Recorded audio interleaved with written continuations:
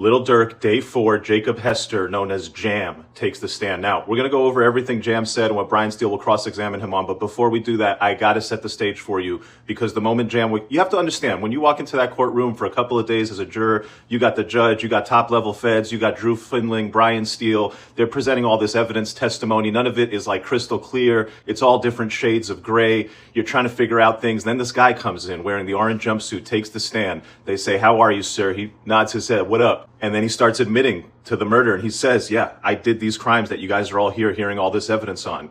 And it gets real intense. Jam is black and white. The first question they ask him, what have you pled guilty to? And Jam didn't exactly know what crimes he had pled guilty to. He was like conspiracy for murder, conspiracy to kidnap resulting in death. It wasn't kidnap, it was stalk. Then he talked about murder, robbery. There was no murder involved. And he never actually mentioned murder for hire.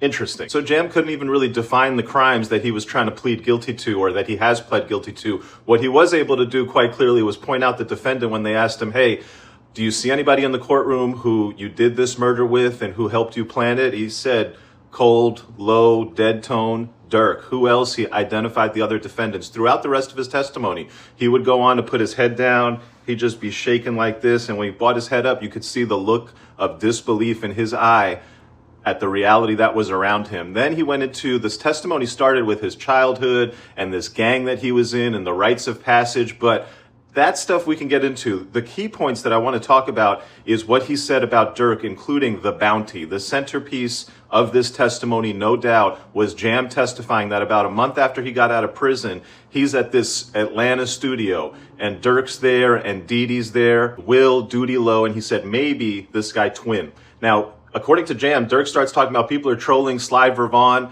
and Dirk basically let everybody in the studio know that if anybody catches Quando or Tim, they're going to be good. Prosecutor's like, "Hey, what do you mean by catch?" Jam, "Kill." Prosecutor, "What do you mean by good?" Jam, money-wise. Prosecutor's like, "Okay, so that means that they would be rewarded?" And Jam's like, "Yeah, they'd be rewarded." What was the amount that they would be rewarded? Jam does not know, but he did say that when Dirk was like, "Hey, somebody got to catch him," another guy said, "Man, that's like half a ticket or $1 million. Who said half a ticket or $1 million? Jam doesn't testify to that.